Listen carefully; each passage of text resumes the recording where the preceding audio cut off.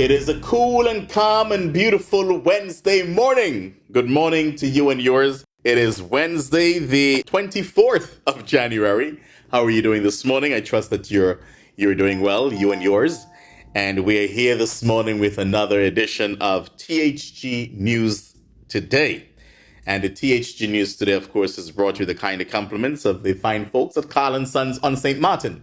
Let me say good morning to the folks there at Colin Sons on St. Martin, both on the Pondfield and in Colbay. They are always logged on to the news. They're always logged on to THG Network. This morning, I am feeling good. And you know, yesterday, before I get into the news, my cousin, I have a cousin by the name of Therese. Good morning to you, Therese Wallace.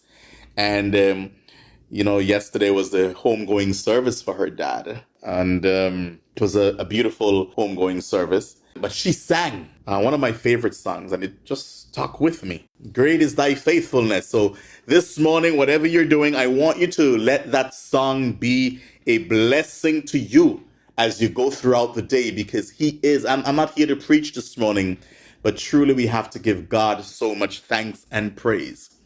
It goes something like this. You look up the rest, sing it this morning in your cars, at work, at home. Great is thy faithfulness, O God, my Father. And you can do the rest at home. Let's hear from Colin Sons, and we'll be right back. Colin Sons have been serving the people of St. Martin for over 40 years. And the food and service get better and better.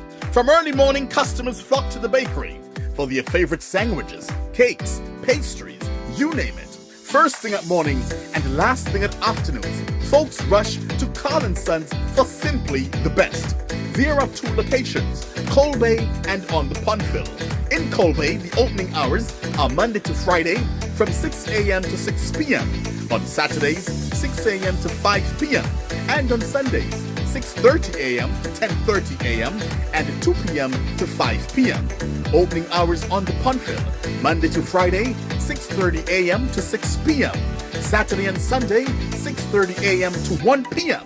We also cater for weddings, parties, special events, whatever the occasion. It's Colin Sons. Our staff, we are always happy to serve you.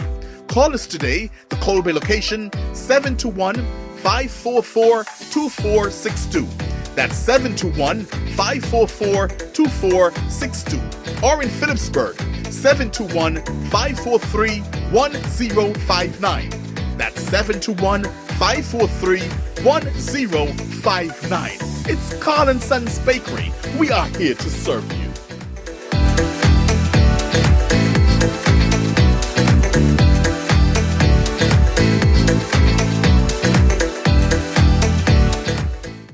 And we are back with the news this morning. Antigua and Barbuda strengthened ties with China by inaugurating their embassy in Beijing.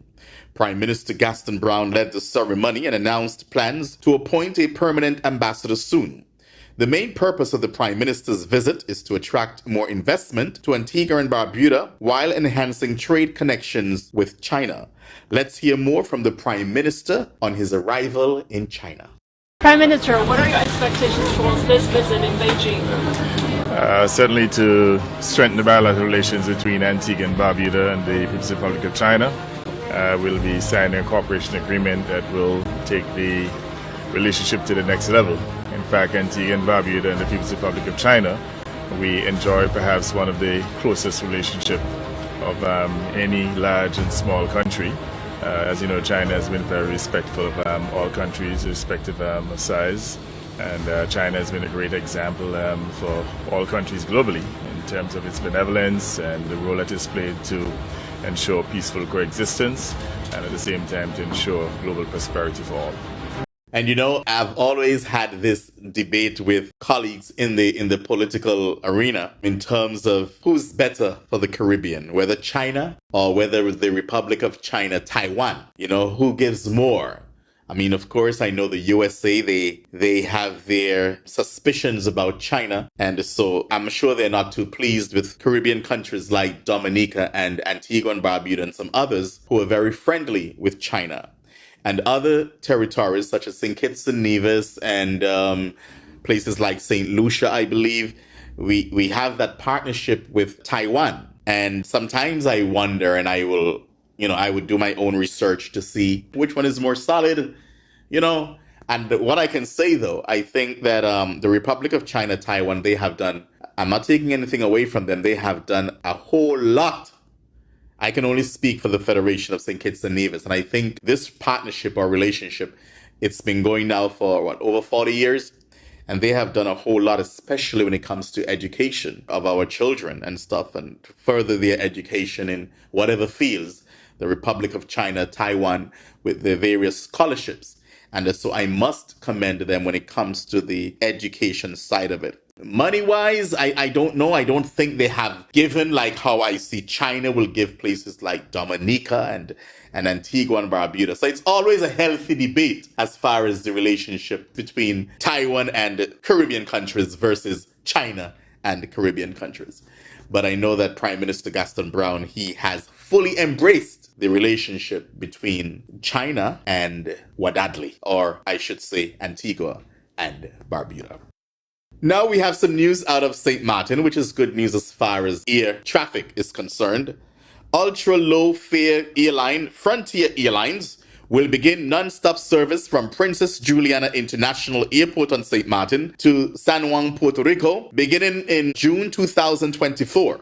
The new service is in addition to once weekly service currently offered on Frontier between St. Maarten and Orlando. We're thrilled to offer this convenient, affordable new intra-island service between St. Maarten and Puerto Rico, which is part of our new focus on undeserved and overpriced routes, said Josh Flyer, Vice President of Network and Operations Design at Frontier Airlines. This new service will provide a low-cost option for local residents seeking to travel between the two islands and for those who want to use San Juan as a connection point for travel and to and from the U.S. and other destinations. So when they begin in June 3rd, and of course this is subject to government approval, they'll begin with twice weekly service. So this is pretty good. Frontier having that connection between St. Maarten and Puerto Rico. And I know that a lot of St. Martiners, they'll probably do that because, for example, the other day I saw a flight from San Juan to Dallas, Texas for $199. $199, and it wasn't even a special rate. That was just a flight, $199 for a 4.5, 5 hours flight. And then, of course, you add Frontier lower fare to that, especially if you're coming into St. Maarten. I will choose that instead of, Dallas to St. Maarten or Dallas to St. Kitts and Nevis or wherever I'm at the time. But this is good news for the people and the residents of St. Maarten as far as Frontier is concerned. I have not been to Puerto Rico for a while, but I remember when Puerto Rico was really a shopping hub and Puerto Rico was, we got to go to Puerto Rico. We got to do this. Let's go to Puerto Rico. But I don't hear that a lot now. People don't say that a lot regarding Puerto Rico. When you think of Puerto Rico now, you think of disasters, you think of the country. Unfortunately, they're not fully operational since all the hurricanes and stuff like that. It's just been overwhelming for the residents in Puerto Rico. So it is not as vibrant as it used to. But of course, I believe that they're trying their best to get Puerto Rico back into business again and back into the conversation. So that is a good thing. And finally, in our news this morning, the Nevis Island Administration will be implementing a tax incentive package geared towards the rejuvenation of communities and businesses as part of the homecoming celebrations for Culturama 50 in July 2024. This initiative is intended to assist with the beautification of the island and aid in the rejuvenation to private homes, commercial buildings, residential buildings, community buildings such as churches and other facilities.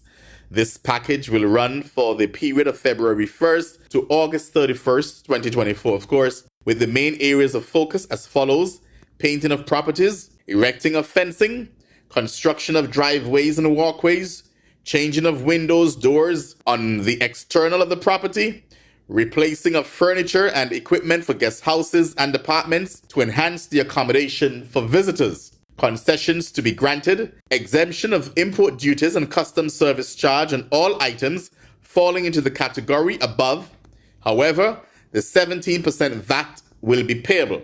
So you'll still pay your VAT, but of course you'll get exemption for the duties and customs service charge and what I just mentioned earlier. The applicant must complete the application form, which will be available at the Ministry of Finance, Building Board approval if applicable, contractor's estimate of the cost of the project or bill of quantities, valid government identification card, and a valid business license for commercial entities with up-to-date payment of your taxes. So your taxes have to be up to date for commercial entities such as guest houses and apartments, probably those in the Airbnb and all of that. If you want this, your stuff, you got to be in order. They have to be in order to get these concessions from the government.